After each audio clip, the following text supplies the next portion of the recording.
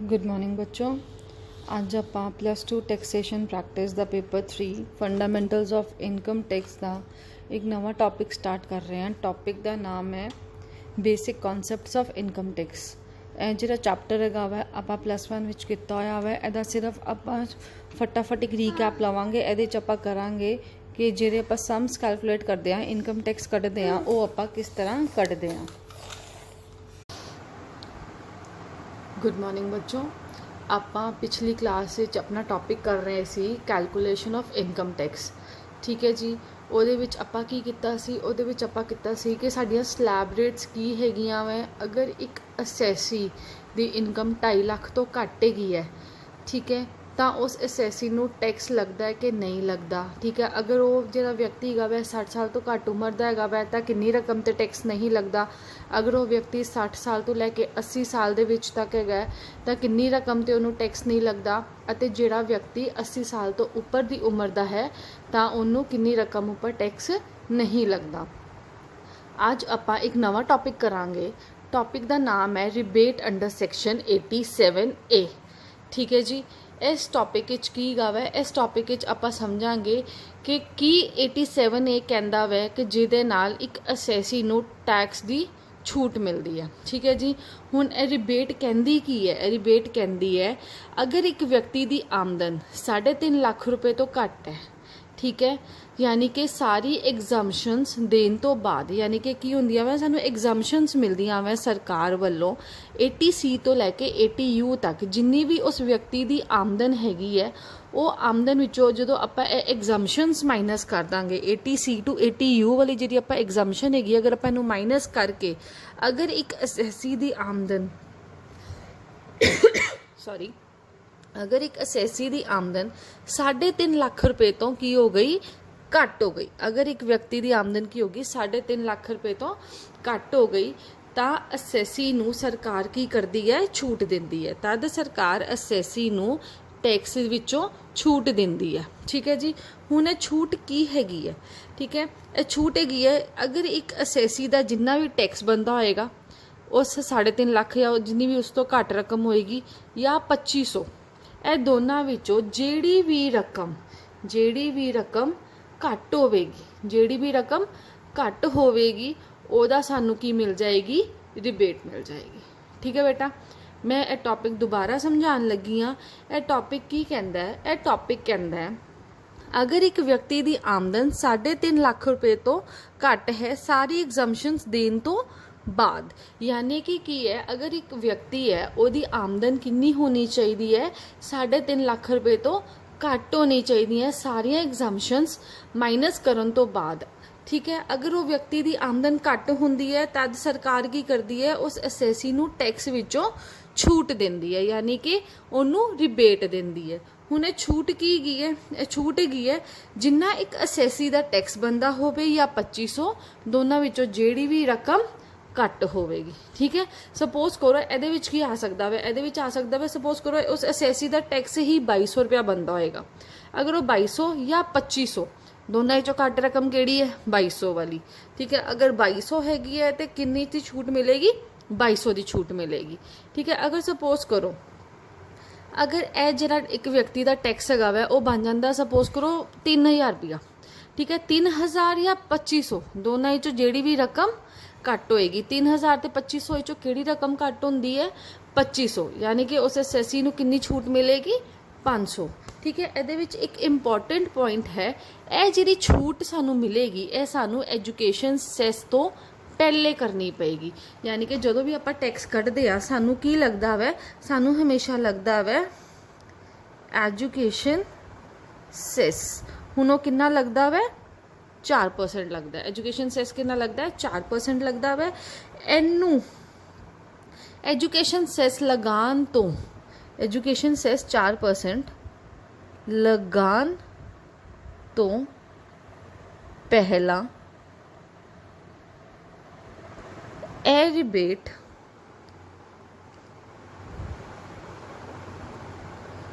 ਅਸੈਸੀ ਨੂੰ ਮਿਲਦੀ ਹੈ। ਠੀਕ ਹੈ ਜੀ। ਕੀ ਗਾ ਵੈ? ਜਿਹੜੀ ਵੀ ਐਜੂਕੇਸ਼ਨ ਸੈਸ ਲੱਗਣ ਤੋਂ ਪਹਿਲਾਂ ਆਪਾਂ ਕੀ ਕਰਨਾ ਵਾ, ਚੈੱਕ ਕਰਨਾ ਵਾ ਕਿਆ ਉਹ ਬੰਦੇ ਨੂੰ 87A ਦੀ ਰਿਬੇਟ ਮਿਲਦੀ ਹੈ ਕਿ ਨਹੀਂ। ਅਗਰ ਉਸ ਵਿਅਕਤੀ ਨੂੰ 87A ਦੀ ਰਿਬੇਟ ਮਿਲਦੀ ਹੋਏਗੀ ਤਾਂ ਆਪਾਂ ਕੀ ਕਰਾਂਗੇ, ਉਹਨੂੰ ਰਿਬੇਟ ਦੇ ਦਾਂਗੇ। ਠੀਕ ਹੈ, ਜੋ ਵੀ ਰਿਬੇਟ ਹੋਣ ਤੋਂ ਬਾਅਦ ਅਗਰ ਕੁਝ ਵੀ ਬਚਦਾ ਆਏਗਾ ਉਸ ਤੋਂ ਬਾਅਦ ਆਪਾਂ ਐਜੂਕੇਸ਼ਨ ਸੈਸ ਲਗਾਵਾਂਗੇ, ਉਸ ਤੋਂ ਪਹਿਲੇ ਆਪਾਂ ਐਜੂਕੇਸ਼ਨ ਸੈਸ ਨਹੀਂ ਲਗਾ ਸਕਦੇ। ਠੀਕ ਹੈ ਜੀ। ਹੁਣ ਐਸੀ ਚੀਜ਼ ਨੂੰ ਆਪਾਂ ਕੀ ਕਰਾਂਗੇ, ਇੱਕ ਸਮਸ ਦੇ ਥਰੂ ਸੋਲਵ ਕਰਾਂਗੇ। ਠੀਕ ਹੈ ਜੀ। ਹੁਣ ਆਪਾਂ ਇਹਦੇ ਰਿਲੇਟਡ ਇੱਕ ਐਗਜ਼ਾਮਪਲ ਕਰਨ ਲੱਗੇ ਹਾਂ। ਸਪੋਜ਼ ਕਰੋ ਇੱਕ ਐਗਜ਼ਾਮਪਲ ਹੈ, ਹਜੇ ਇੱਕ ਸਿੰਪਲ ਜੀ ਐਗਜ਼ਾਮਪਲ ਲੈ ਕੇ ਚੱਲ ਰਹੇ ਹਾਂ। ठीक है जी। मिस्टर ए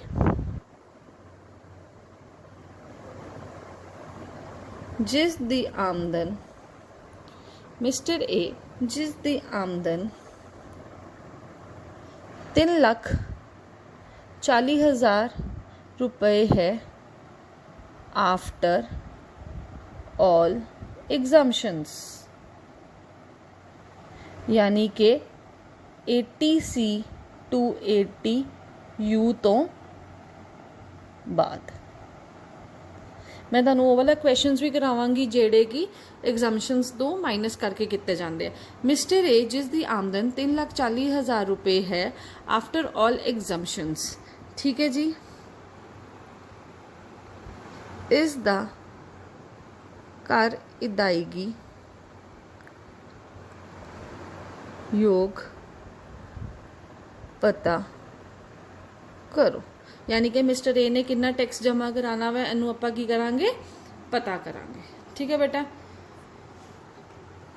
सब तो पहले की गा वा, इस बंदे की इनकम कितनी हैगी है 3,40,000। आपां ए मान के चल रहे हैं इस जिहड़ा बंदा वा इहदी एज हैगी है मिस्टर ए 60 साल तो घट। ठीक है जी।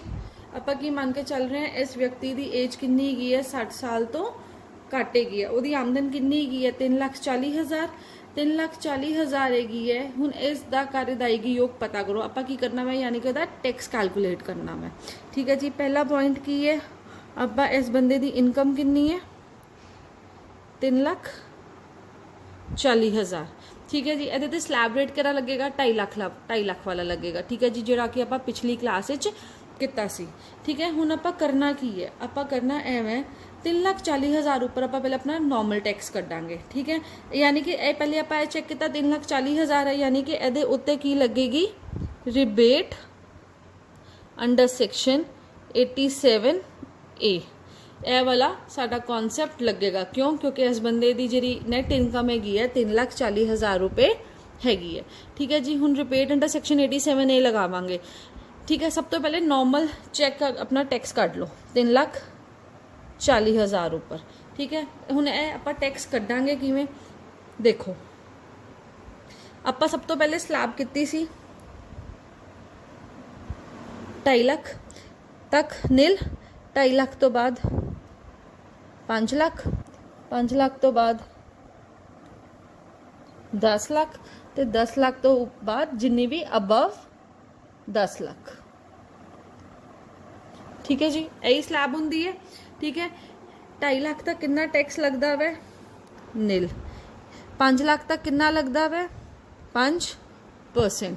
10 लाख तक कितना लगता है 20%। तो 10 लाख तो ऊपर कितना लगता है हमेशा 30%। यही चीज़ होंगी है। ठीक है। आप हुण ये चेक करना है 3,40,000 कित्थे आंदा है। 3,40,000 आंदा है 2.5 लाख ते 5 लाख दे विचकार। किदे विचकार आंदा वा 2.5 लाख ते 5 लाख दे विचकार आंदा वा, यानी कि 3,40,000 इन्हां दे विच आएगा। ठीक है जी। इन्हां दे विच आएगा। ठीक है।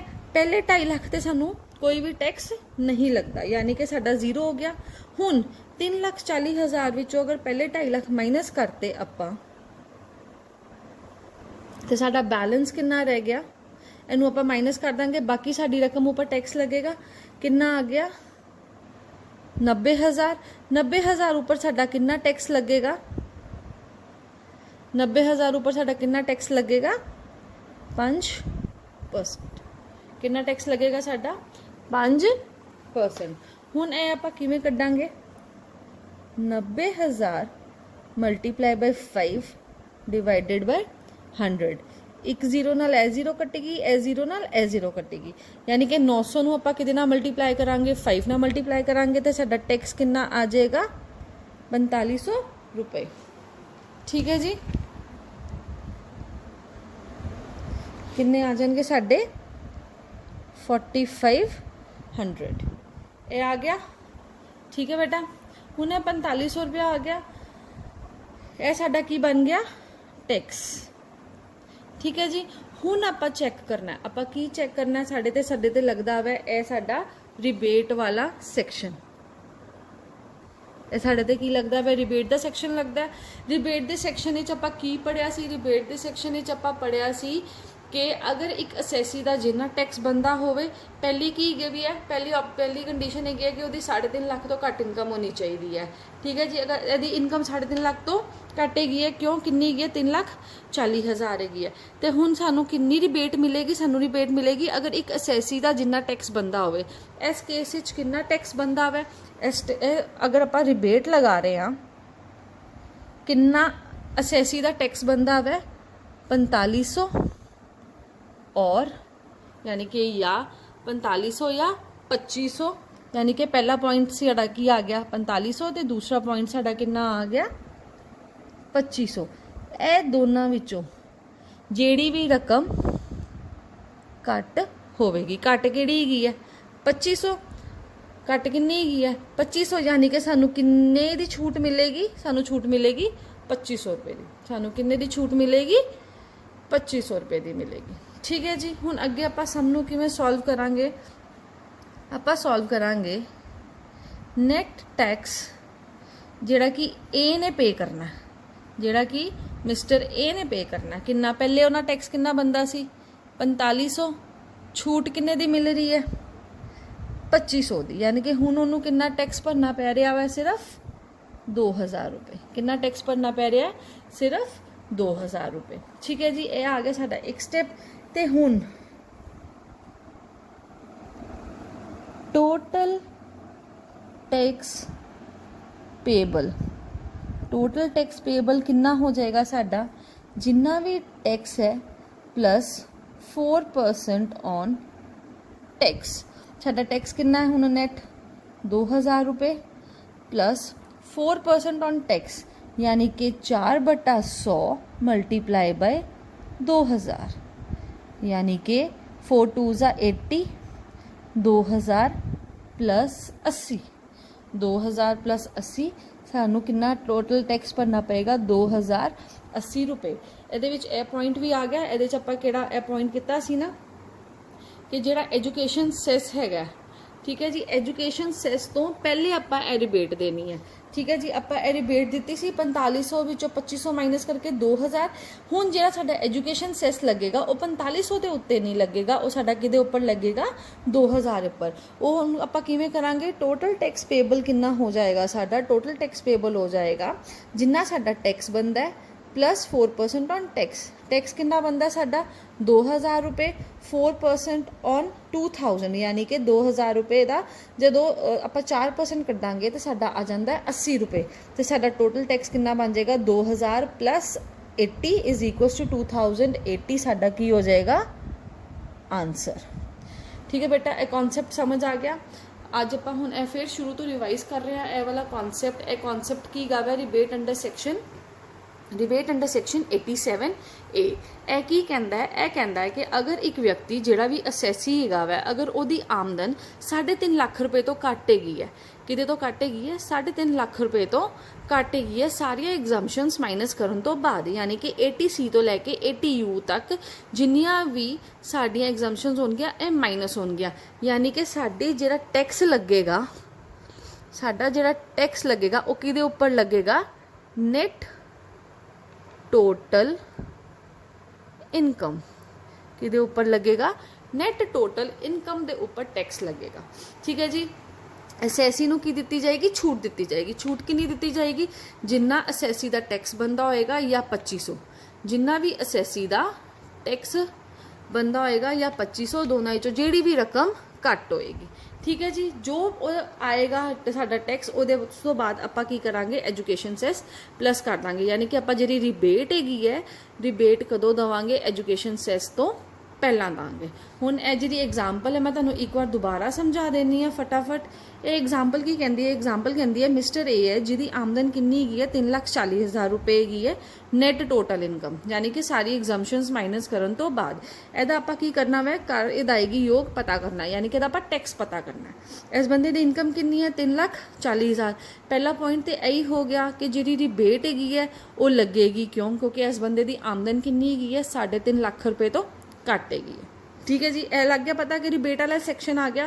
ਹੁਣ ਆਪਾਂ ਟੈਕਸ ਕਿਵੇਂ ਕੈਲਕੂਲੇਟ ਕਰਨਾ ਹੈ, ਟੈਕਸ ਕੈਲਕੂਲੇਟ ਕਰਨਾ ਹੈ। ਇਸ ਬੰਦੇ ਦੀ ਏਜ ਕਿੰਨੀ ਦਿਖਾਈ ਗਈ ਹੈ, 60 ਸਾਲ ਤੋਂ ਘੱਟ। ਅਗਰ 60 ਸਾਲ ਤੋਂ ਘੱਟ ਹੈਗੀ ਹੈ ਤੇ ਆਪਾਂ ਕਿਹੜਾ ਸਲੈਬ ਰੇਟ ਲਗਾਵਾਂਗੇ, ਆਪਾਂ ਸਲੈਬ ਰੇਟ ਲਗਾਵਾਂਗੇ 2.5 ਲੱਖ ਰੁਪਏ ਵਾਲਾ। ਠੀਕ ਹੈ ਜੀ, ਆਪਾਂ ਸਲੈਬ ਰੇਟ ਕਿਹੜੀ ਲਗਾ ਰਹੇ ਹਾਂ, 2.5 ਲੱਖ ਵਾਲੀ ਲਗਾ ਰਹੇ ਹਾਂ। ਯਾਨੀ ਕਿ ਪਹਿਲੇ 2.5 ਲੱਖ ਤੇ ਨਿਲ, फिर 5 लाख ते 5%, फिर 10 लाख ते 20% लगता है, तो 10 लाख तो उपर कितना लगता है, 30%। आप सब तो पहले चेक करना है कि जो 3,40,000 है वो किहड़े पोर्शन आ रहा है, वो पोर्शन आ रहा है 2.5 लाख ते 5 लाख के विचकार वाले पोर्शन आ रहा है। ठीक है जी, आप की करांगे 3,40,000 सेंटर लिख देंगे। ठीक है जी, पहले 2.5 लाख ते हमेशा की होंदा वै निल, पहले 2.5 लाख तो कितनी होंगी है निल, यानी कि कोई टैक्स नहीं लगेगा। 3,40,000 विचों आप 2.5 लाख रुपया माइनस कर देंगे तो साडा बैलेंस कितना रह जाएगा, 90,000। इस 90,000 ते सानू कितना टैक्स भरना पएगा, सानू टैक्स भरना पएगा 5%। हुण 90,000 का 5% कड्डांगे तो 4500 आ गया, यानी कि हुण उस बंदे नू कितना टैक्स भरना पैना सी, 4500। लेकिन क्योंकि ये जिहड़ा साडा सैक्शन 87A लग रहा, रिबेट का लग रहा, हुण आपां चैक करांगे कि उस बंदे नू कितनी छूट मिलती है। पहला पॉइंट सी जिन्ना बंदे का टैक्स बनता होएगा, असैसी का टैक्स कितना बनता है, 4500 या 2500, दोनों चों जिहड़ी भी रकम की होएगी, जिहड़ी भी रकम घट होएगी, जिहड़ी भी रकम घट होएगी, ये दोनों चों किहड़ी रकम घटेगी है, 2500, यानी कि सानू किन्ने दी छूट मिलेगी, 2500।